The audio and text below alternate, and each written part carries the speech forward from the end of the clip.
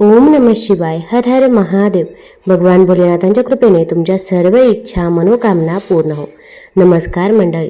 तर आज आहे अमावस्या आणि त्यासोबत आज कंकणाकृती सूर्यग्रहण देखील आहे.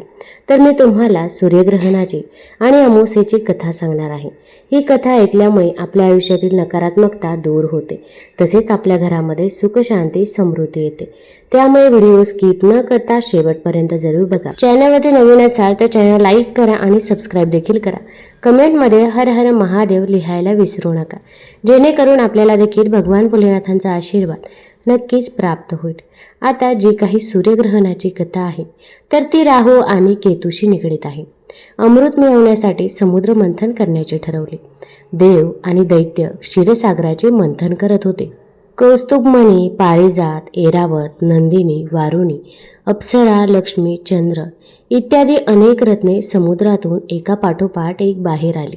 अमृत मिळवण्याच्या इच्छेने कश्यप पुत्रांनी म्हणजेच देवानी आणि दैत्यांनी समुद्र मंथन सुरू केले होते. मंथनाच्या शेवटी समुद्रातून एक अलौकिक पुरुष प्रकट झाला. त्या तेजस्वी तरुणाचा वर्ण सावळा होता. त्याच्या कानात चमचमणारी रत्नकुंडले होती. बाहू लांब आणि पुष्ट होते. छाती रुंद होती, त्यावर पुष्पहार रुळत होता.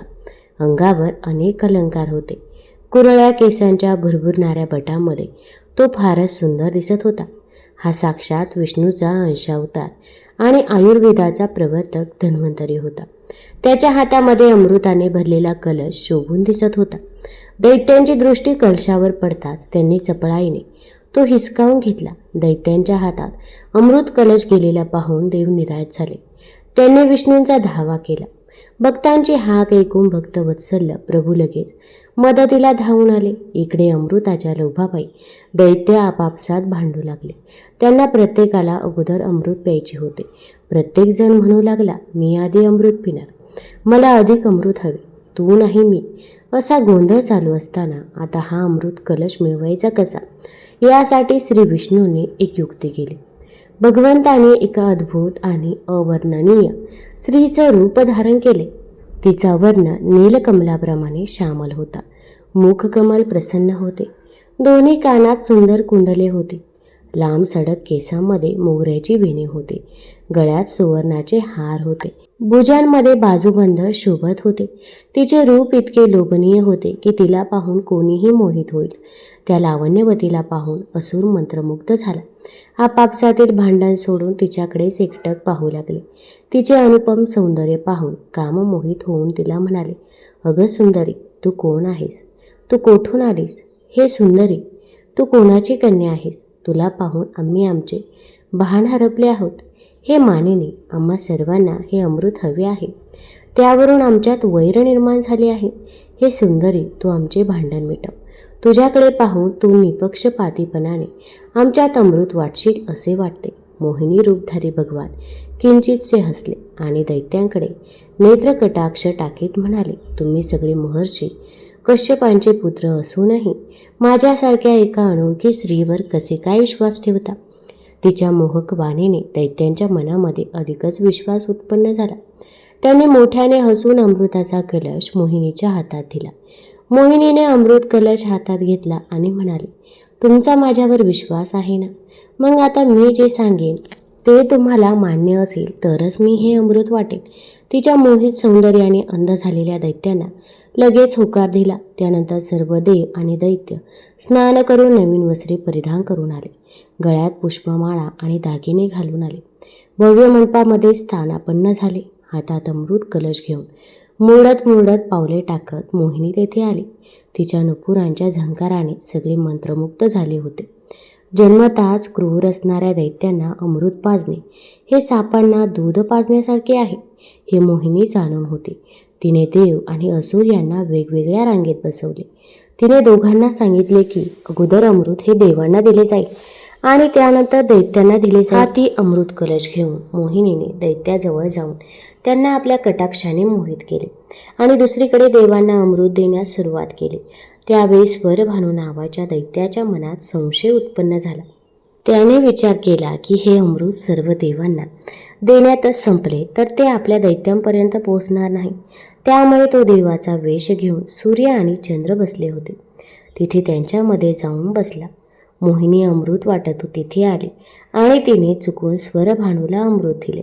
तितक्यात चंद्र आणि सूर्याने तो देव नाही असं मोहिनीला खुणेने सांगितले. तेव्हा भगवंतांनी तत्काळ सुदर्शन चक्र सोडून स्वरभानूचे मस्तक उडवले. पण तोपर्यंत त्याने अमृताचे 2-3 थेंब प्राशन केले होते.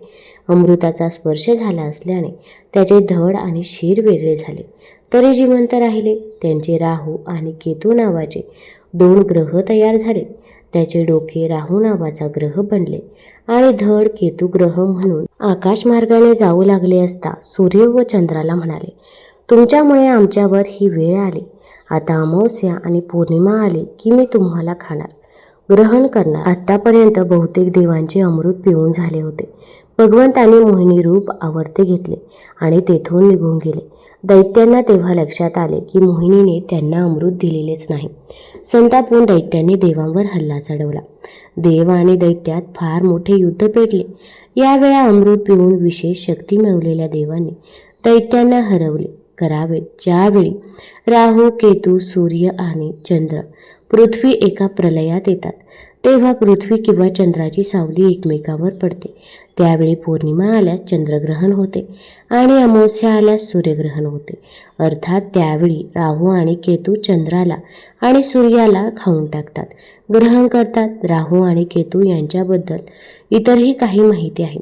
राहू आणि केतू हे हिंदू पुराण कथांमधील 2 प्रमुख ग्रह आहेत. राहू आणि केतू ते इतर 7 ग्रहांसारखे भौतिक पदार्थाचे ग्रह नाहीत, तर ते मंथन झालेल्या ऊर्जेचे क्षेत्र आहेत. राहू डोके दर्शवतो, तर केतू नागाच्या शेपटीचे प्रतीक आहे. राहू आणि केतू हे कर्म आणि भूतकाळातील घटनांचे प्रतिनिधित्व करतात.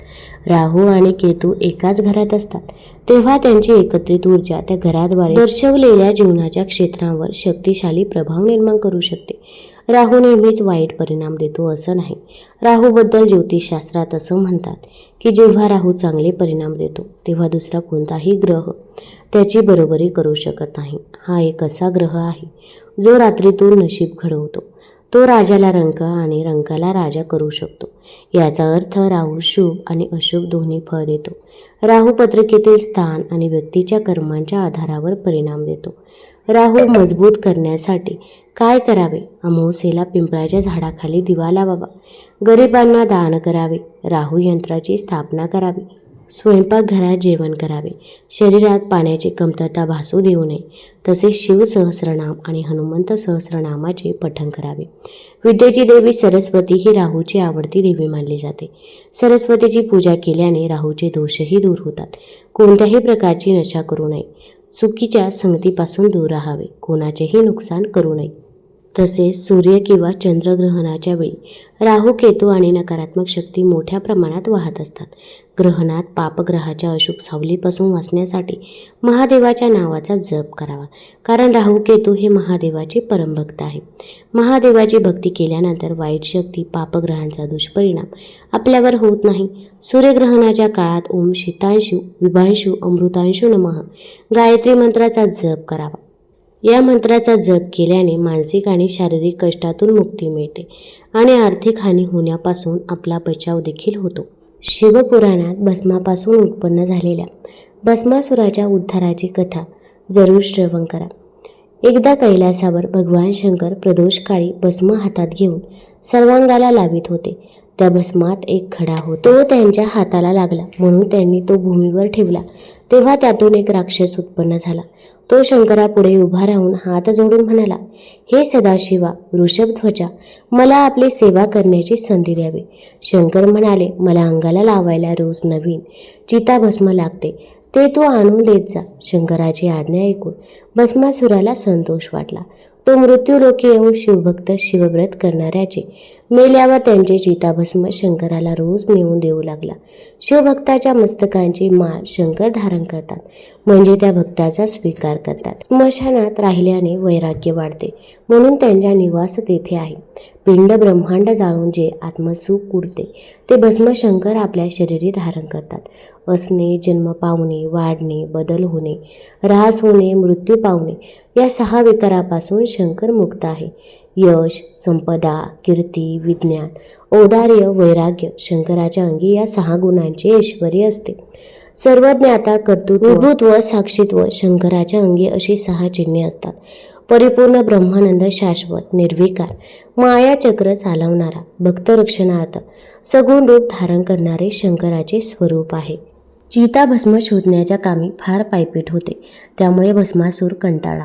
त्याने विचार केला, आपण असुर शक्तिमान असून असले परिश्रम कसले करत बसलो. त्यापेक्षा सर्व लोक, ब्राह्मण, राजे, देव, शूद्र, ब्रह्मदेव, विष्णू आणि सर्व एकत्र जमले तर शंकराला मारून त्रिभुवनाचे राज्य का करू नये. असा कपटी विचार मनात ठेवून चिताभस्म न घेता शंकराकडे गेला. नम्रपणे दिनवाने तोंड करून म्हणाला, देवा, मी पृथ्वीवर खूप हिंडलो, परंतु नवीन चिताभस्म मला मिळाले नाही.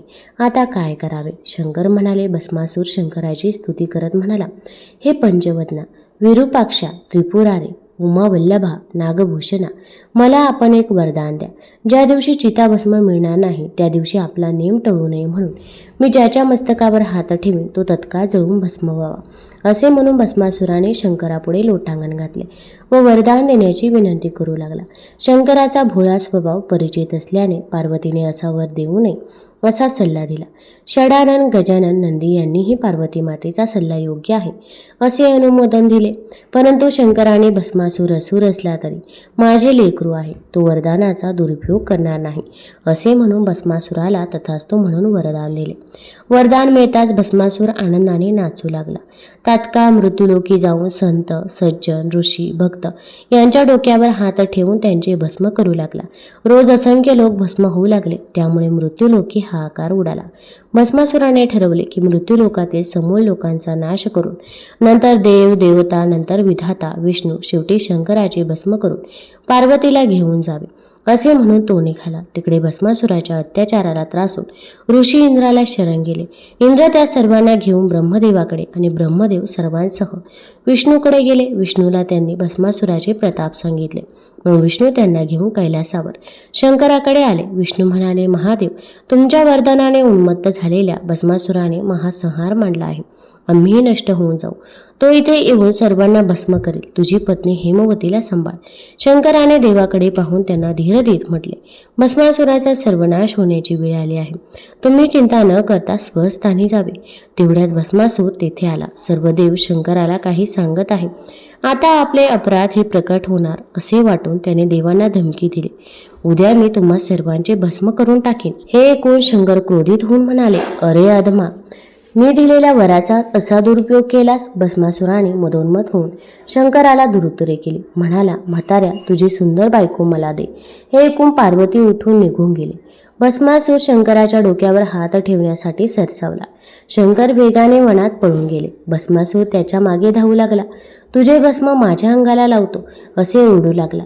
पण वेदांना, शास्त्रांना ज्याचा अंत लागत नाही, मायाचक्र चालवणारा, इंद्रियातीत ब्रह्मादिक देवाचे ध्यान, सनकादिकांचे पूजास्थान, त्रिगुणातीत महादेवाला धरीन धरीन म्हणत भस्मासुराला जवळ दिसे पण हाती लागत नसे. असे 1 कोटी वर्ष गेले. शब्दांच्या, शुभाशुभाच्या, तर्ककुतर्काच्या, शास्त्राच्या, विद्येच्या पलीकडे अनाकलनीय स्वरूप असणारा शिव तपश्चर्या, बल, धन, विद्या यांच्या सामर्थ्यावर आकलन करू पाहणाऱ्याने कोटी जन्म घेतले तरी तो हाती लागत नाही.